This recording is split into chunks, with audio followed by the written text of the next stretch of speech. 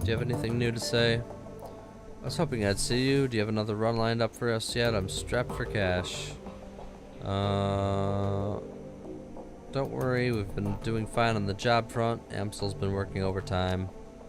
Oh, thank God, and thank you, Chief. Thank Paul, too, come to think of it. So, did you have a question for me, or was this a social call? You ever heard of the Lodge? I think I've heard something about a capital L Lodge. Yeah, there used to be some chatter on a BBS that I used to hang out at a few years ago. His brow furrows in concentration. It's a magic thing, I think. Some sort of a bogeyman for conspiracy theories. Interesting. What else? Not really, no. Conspiracy theories aren't really my thing. I prefer to keep my eyes on what's ahead of me. Besides, most of that stuff is bull anyway. On the whole, people are too disorganized and selfish to make a global conspiracy work. Anyway, that's all I know. He shrugs. I don't think it's anything to worry about. Besides, with our whole dragon thing, we've got enough on our plates already. Any thoughts about that last run? His eyes light up in excitement. The Mark 6 was an incredible piece of engineering, Chief. Never seen anything like it before. And the fact that it was rigger enabled, oh man, the potential ramifications of this technology are staggering. I'm glad that we handed it over intact. I mean, I feel sorry for the troll that they installed all that stuff into and all, but as a feat of cyber engineering, it was a thing of beauty. It would have been a pity to destroy it. Why are you so strapped for cash? What can I say, Chief? He tries on a thoroughly unconvincing smile, but immediately seems to think better of it. The anxious look returns to his face. I have expensive tastes. How expensive? Even if you had a raging cram habit, I think you'd have at least some money left. Expensive. Truth be told, I'm in debt. In debt to who? He hesitates before responding. When he does, his voice carries an edge of annoyance. No offense, but this is getting a little too personal, Chief. My debts are none of your business.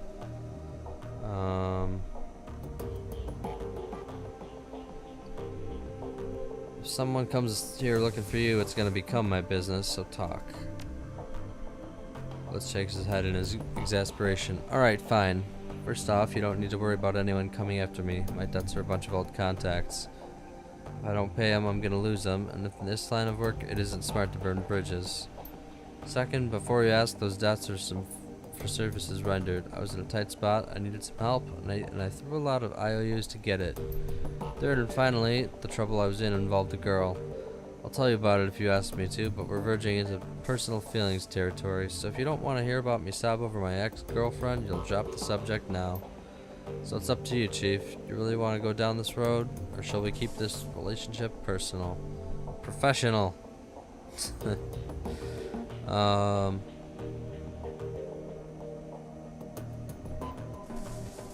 I guess I don't have a choice. Go ahead, I'm interested. Let's meet your gaze for a moment, and then looks away and sighs. Alright, where to begin? I met Amelie in Dragonfall. She was the first person who was ever more important to me than myself. I was crazy about her, Chief. To this day, she's the only person I've ever met who could outdeck me. And the real kicker is that she wasn't even a decker by trade. There was nothing she wasn't good at. I liked to dabble in rigging, but Emily, she was that girl could pick up everything that she set her mind to.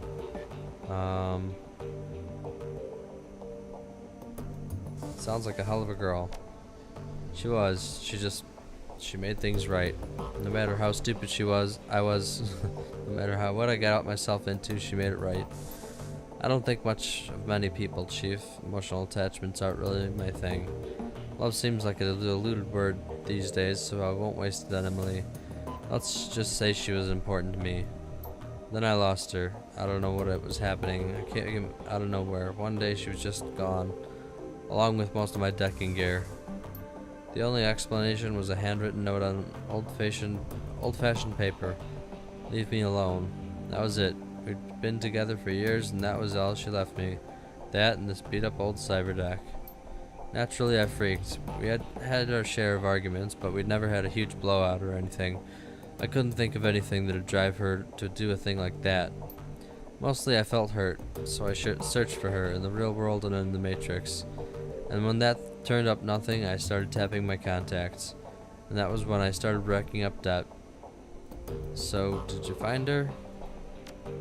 No, she's gone, Analog, without a trace. I looked high, I looked low, I poked into everything I could think of. And my contacts did the same. He shakes his head. She's gone, Chief. At this point, I've accepted that. But I still have to repay those debts. I'm surprised you've given up so easily. There must be some place you haven't looked.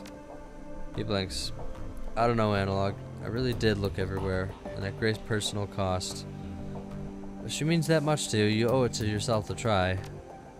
Yeah, you might be right. He shakes his head. Fuck. I thought I was done with this, but you're right. Without some kind of closure, I'm never gonna be at peace with this. Thanks for the talk, Chief. I'll let you know how it goes. You did that, Blitz. Good luck.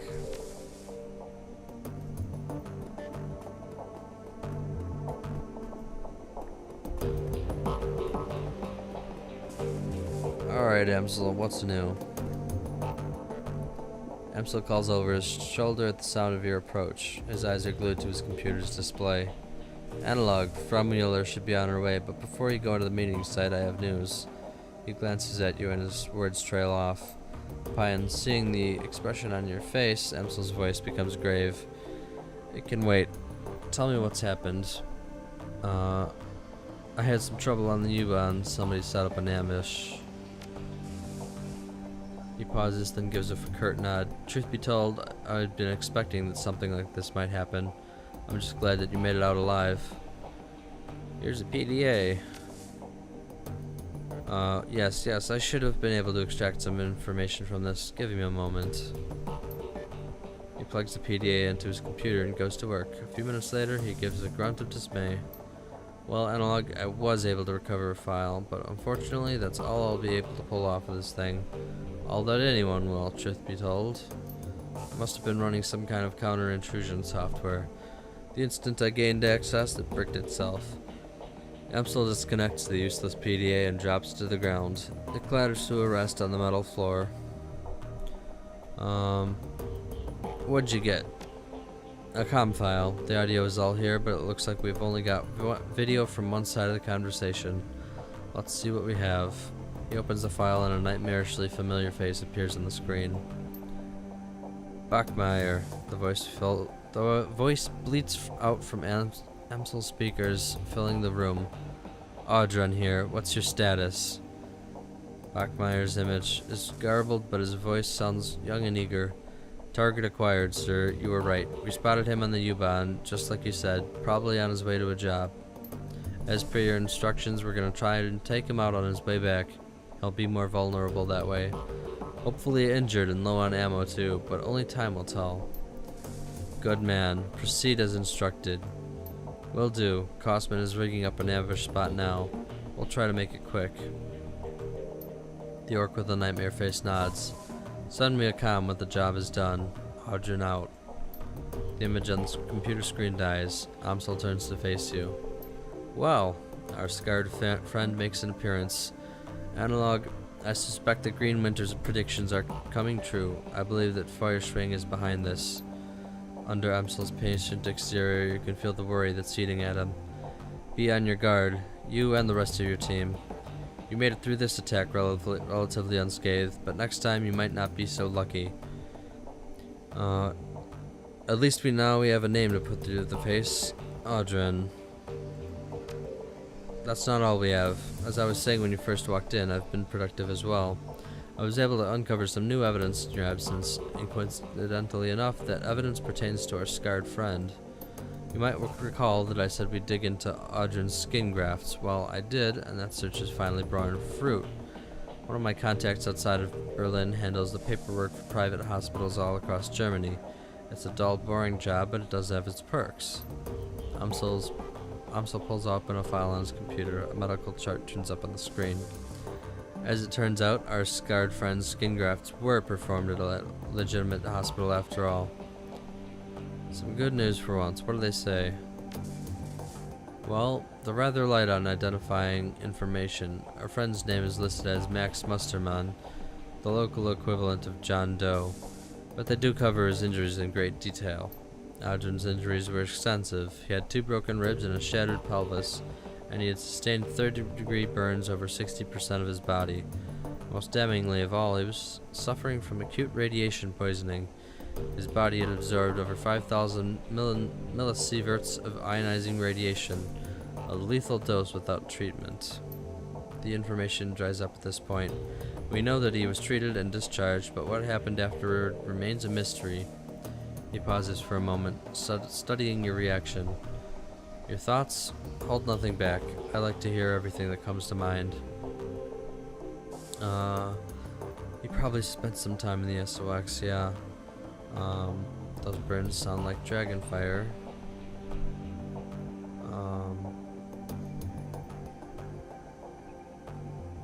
The hospital couldn't ID him. Somebody couldn't cover his tracks, or he was living off the grid. I'm not sure about the last one.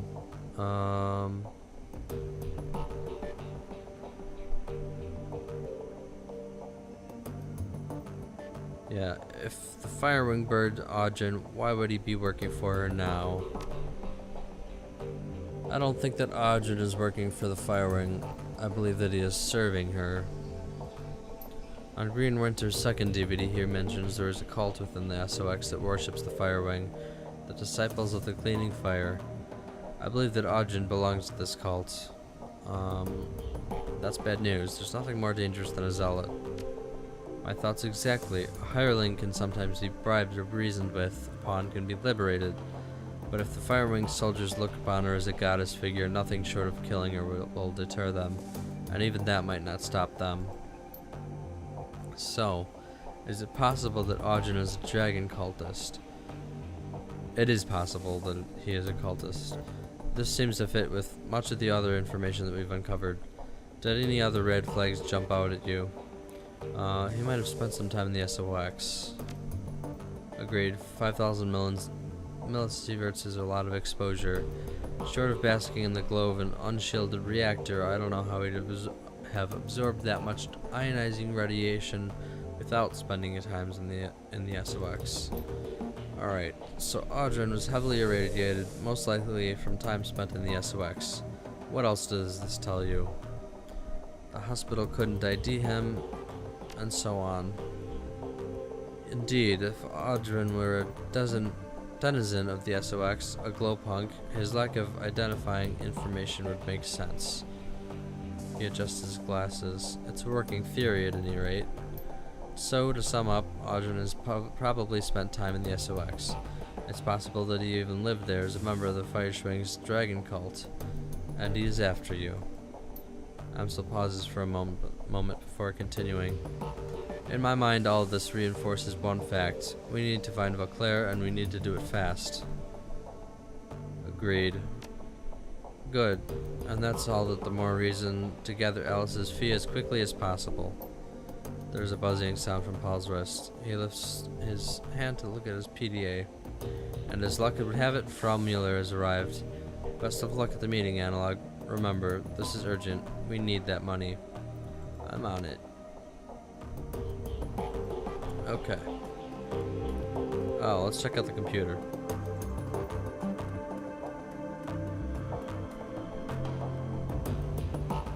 Inbox. 3 new messages. Salvage DVD. The screen flickers to life and Molly's face appears from a shifting background and ambient noise. It's clear this message was recorded on a portable device. Oh, Analog, just wanted to tell you that I've met with limited success in working on that stack of DVDs. It's a thorny problem, but at least I'm making some headway. If you look on the table beside your DVD player, you will find another recovered disc. I wasn't able to salvage all the files on it, but I think you'll find what I did recover to be of interest. For my part, I'm going to continue working on the other DVDs. To tell you the truth, I wouldn't hold out much hope, though. They're all badly damaged and suffering from disc rot besides. I'll be in touch. My best to you and your team.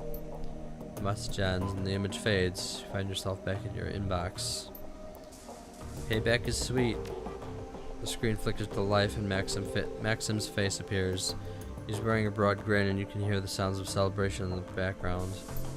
Hey there, Muscle. Not sure if Chuck gave me the right address, but I figured it was worth a shot. I don't know if you heard, but our favorite Polo Club just got hit by all sides from the F state today. It was glorious. Anyway, just thought you'd want to share the good news. And thanks for your help back there. I don't think we've made it out alive without you. He raises a hand in salute. Take care, Analog. The message ends and the image fades. Back to the inbox. Thanks. From Alexander to Analog. Hey Analog, Uncle Dietrich told me that I should message you here, so I figured that I should. He probably told you that I'm living at Samuel's, huh? Well, that's where I am. It's different, I'll give you that much. It's like I don't get pressured to hurt people here. Wow, that's great. So that's good, and nobody smacks me around, even though I can tell that a lot of the the orcs and trolls want me to. Wow. I do get yelled at a lot and called a lot of names, but I guess that's making me feel bad about that kind of thing is all a part of the plan. Life kind of sucks right now, but at least nobody is going to make me kill anyone. Yeah, that's a good thing. Uncle D says it's going to get better, and maybe it will. I don't know. Anyway, what I mostly wanted to say was thanks for not killing me back at the Humanist compound. I had a gun on you, so you totally could have, but you didn't, and I'm really glad about that. Thanks for not killing me. Love, Alexander. Okay. Open the jobs directory. Claim payment. Yes, thank you. To Herr Schmidt, to Analog, your reputation is well deserved. The interests that I represent are deeply impressed, both with Mark 6 itself and your work on this assignment. Please accept this payment with our compliments, Schmidt. Payment from client 22,500.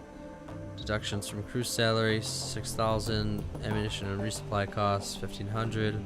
Automatic deduction from LS funds 11,250. Remainder sent to Analog's account 3,750. View active and pending jobs. Pharma cleanup, yes, I saw that before. Access the BBS. Post pay data sale? I don't have any. Claim payment for sold pay data. Humanist safe house data. I won 414 yen. Great. Wonderful. Check the status of the Alice Fund. Halfway there and more. Open the jobs directory.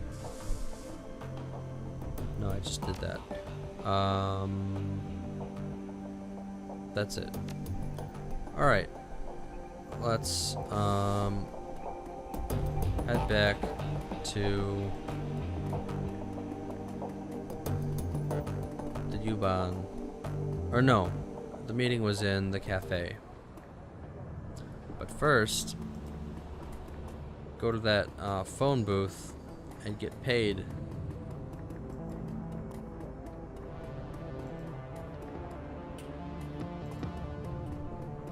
Because we need our money.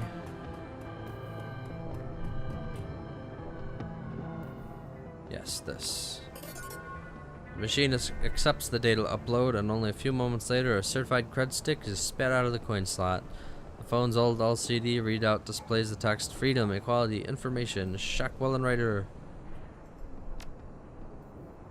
How much did I get?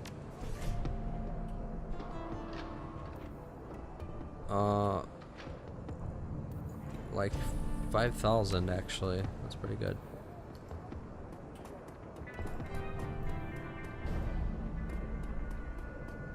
Alright, to the cafe.